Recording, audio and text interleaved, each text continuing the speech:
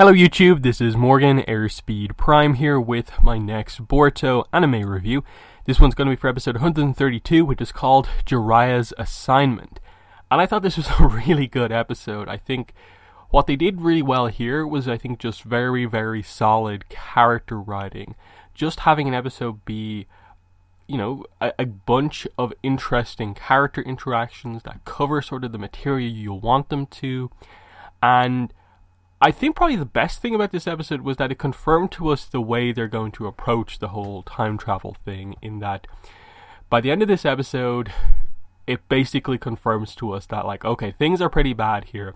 Jiraiya's figured out that Sasuke is Sasuke. He's all but figured out, I suppose, at this point, that Boruto is Naruto's son or something like that.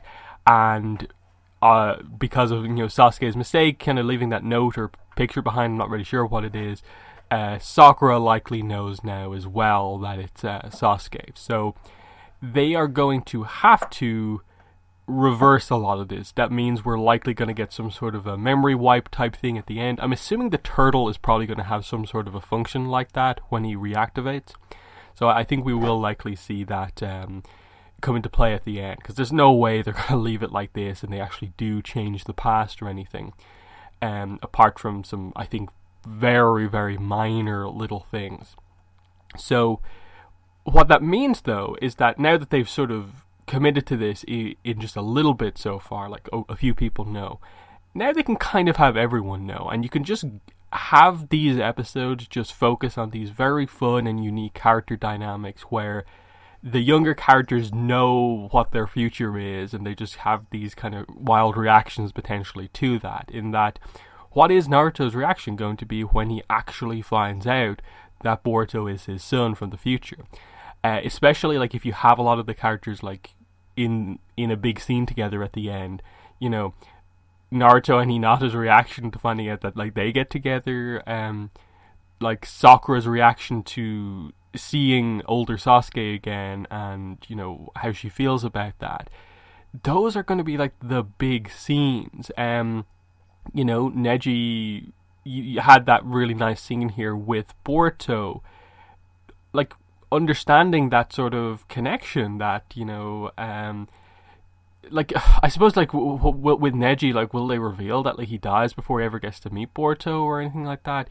There's a few interesting things like that, but I think this was the right way to go with this arc, is just to really commit to being able to do as many big and fun character moments as possible.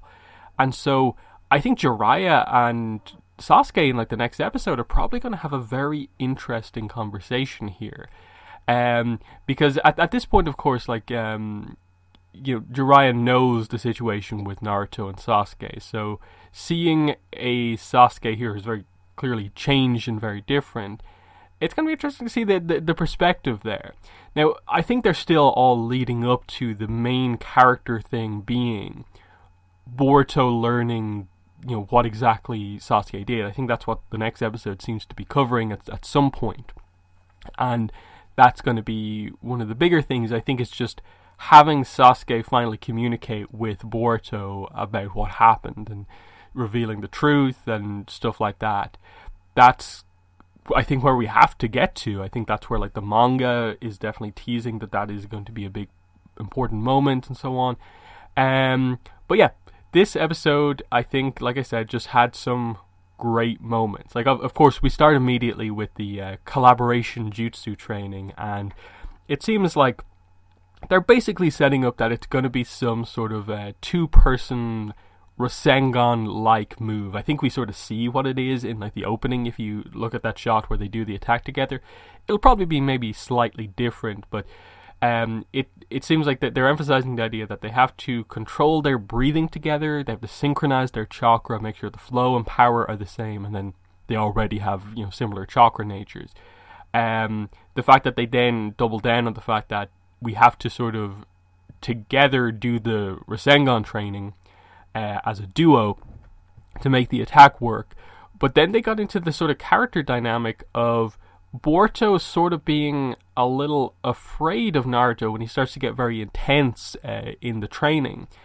And when he talks to Neji, they seem to go to the idea that like it's more of Boruto's sort of how he feels about Naruto now, the sort of pity for him from the past is sort of holding him back more so than it being fear necessarily. But I think it's a bunch of those sort of conflicted feelings about, you know, seeing Naruto like that because of what happened in the last episode, and he is struggling to deal with all of this, like finding all of this out about his father. And it's only, I think, because of the scene with Neji where, you know, Boruto gets to talk to Neji, and it was a great scene where Neji explains his history with Naruto and how Naruto helped him to feel better about his situation in the Hyuga clan, and how he now feels with Naruto that, you know, you shouldn't, you know, pity him because, you know, he is trying to do everything that he can to, you know, get Sasuke back. And it helped to, I think, focus Boruto hearing that, you know, Naruto had these impacts on all of these other characters in his life, and that, of course, he must have known that there was some sort of a relationship between Naruto and Neji, but you know, hearing it this clearly that Neji was a different person before, and then Naruto actually beat him in a fight, it was kind of cool. And then just before that, it was very nice to see Boruto just witness a training session between Neji and Hinata, seeing Hinata's determination to be stronger as well. It's why I hope we do get another Hinata and Boruto scene at some point. Which I assume they likely will do. I'd be shocked if they miss the opportunity to have a embarrassed Hinata moment when the whole truth comes out to everyone that, like, you know, she and Naruto do get together and have a kid together, have two kids together. That would be a really cool thing. She's probably going to faint or something like that if they commit to actually doing that scene. So yeah, we get that scene. Boruto goes to Neji to get his advice, and then Naruto is left there, and Jiraiya tells, you know, Sasuke basically to go and talk to Naruto. So you can tell that Jiraiya sort of engineered this situation here. He didn't really have anything going on. He just said, you go back to where they were training. And this was probably one of the more interesting scenes in the episode, because it was so interesting to just see an older Sasuke talk to a younger Naruto and him be fairly open about it, and just hear, without the truth being out here, hear what Naruto feels about, you know, Sasuke at this point, what's driving him to, you know, get him back, and then Sasuke being the one to sort of make Naruto even more determined to get him back. And it really shows, like, the growth of Sasuke's character, that he's able to say the right thing to get Naruto back on track, just that by telling, like, basically the example story of what actually happened, but kind of just saying, oh, a friend of mine was like this, and this is what he did. It just helps Naruto to realize that the way I want to go about things is the right way to do it. And, you know, it happened with this guy, and I can do the same. Again, like, it's one of those things where, like, was any of the dialogue in this episode particularly, like, oh, that's some of the best dialogue we've ever seen before? Not really, but it's just simple to the point. It's the conversation you want and expect them to have, and they did it well.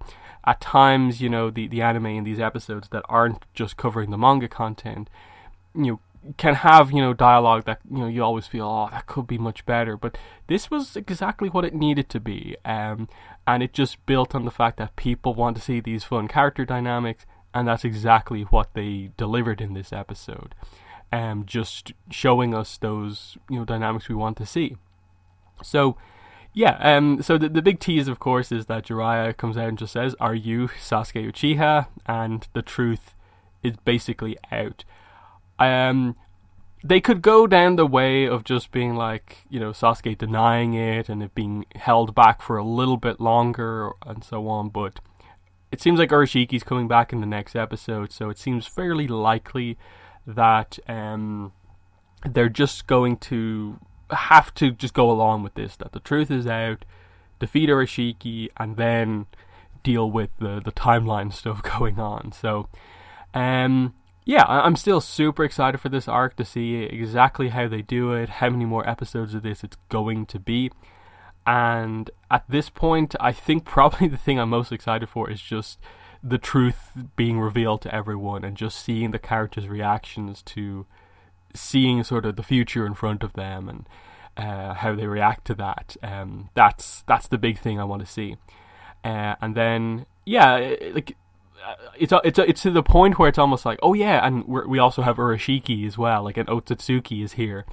I still want to see how they resolve him in any way, like, because it's one of those things where, like, if they kill him, do they have to make another karma mark user, or what? So they likely can't kill him, so that means he has to be either, like, sealed away or defeated in some way where he won't be coming back anytime soon, type thing. So they're in a little bit of a tough spot here, but we'll see exactly what they do. But yeah, that's my thoughts on the episode. In the comments, let me know what your thoughts were, but that's been the video. Thanks for watching, and bye.